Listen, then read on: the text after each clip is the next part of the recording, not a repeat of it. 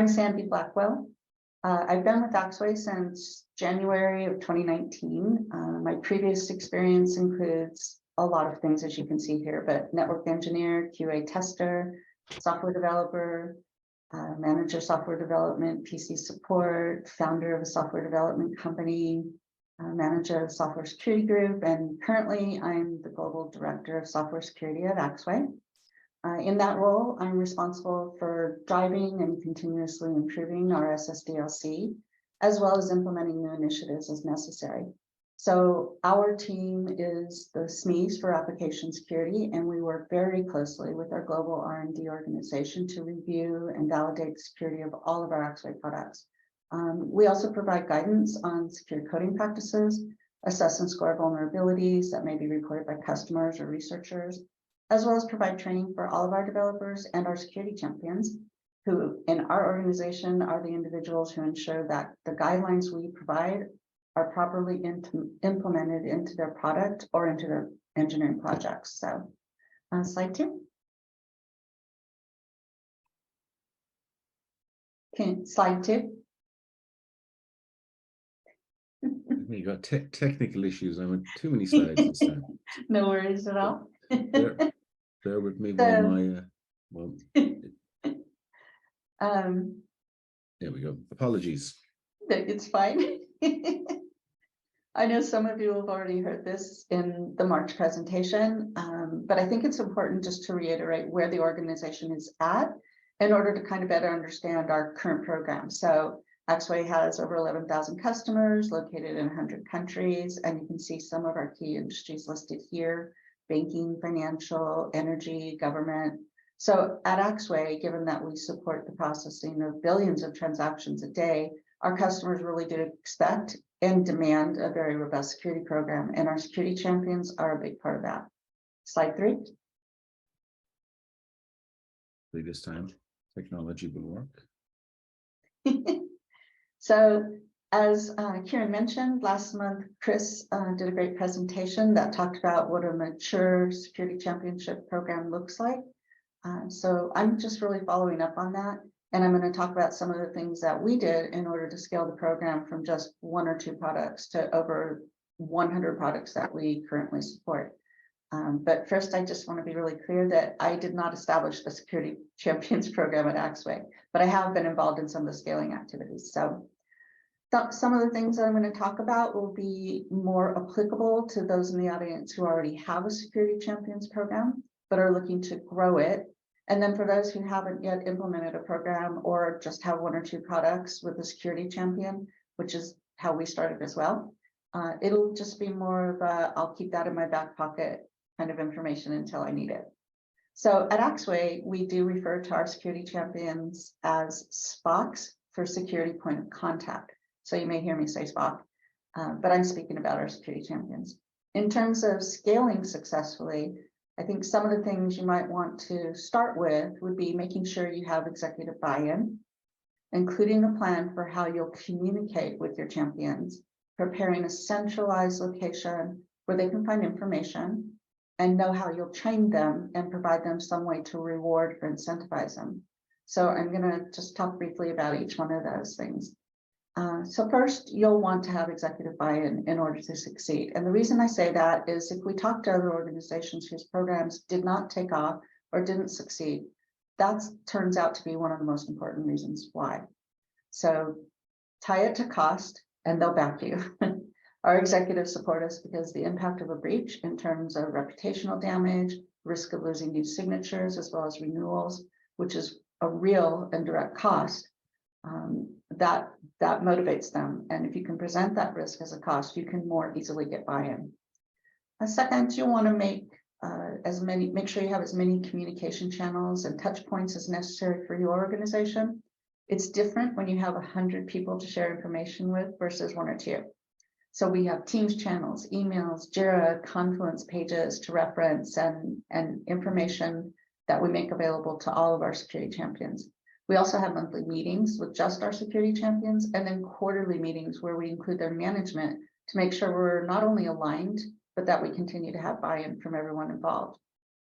Next, I would recommend that you have a place with the documentation to point your champions to.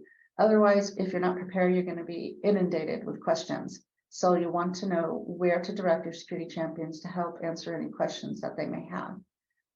This does not, I'm not meaning to imply in any ways, this does not mean that you shouldn't be available by phone or email or anything else for other questions, just that you have a centralized location for regular information and common questions and things like that. At Axway, we have a process for onboarding any new security champion that includes a meeting to welcome them. And then we do an overview of security in our organization, security in Axway, additional information about the role. We provide a slide deck and a welcome kit, an introduction to all of our tooling, explain our application security bar requirements, and also some additional opportunities for personal training on all of our tools and processes as well. In terms of training, we have implemented a security training program, which is level-based and is a belted program with specific qualifications and objectives to address at those different levels of security. So we provide white belt training annually to all of our developers, our managers, and our security champions. And then additionally, we provide blue belt training, which is more advanced and has extensive hands-on training. This includes assessments for identifying, locating, and mitigating against vulnerabilities in code. And this is mandatory for all of our security champions. And then on top of that, we also provide opportunities to join into tournaments, earn badges, swag, and public recognition in the organization. And then I think Chris also mentioned last time about our Security Stars program. And this is where teams or individuals in the organization can nominate people, an entire team or one individual to become a Security Star. And then those winners receive a small monetary award as well as public recognition. So I'm just going to stop there for a second and kind of ask if any of the other experts or anybody on the call has some other recommendations that they can think of that they might want to share with everybody.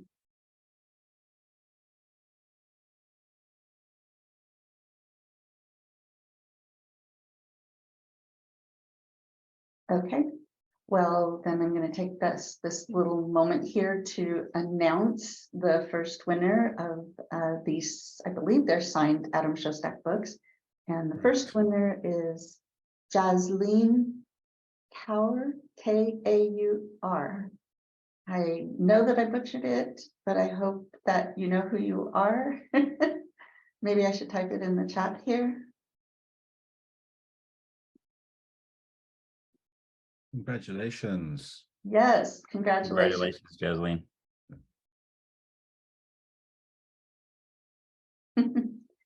Thank you for the, sorry, I have connection issues here. That's okay. That's okay. So a signed copy of Adam Shostak's latest book will be finding its way to you. I will drop you an email afterwards for some details in terms of where to ship it to. Yeah, thank you very much.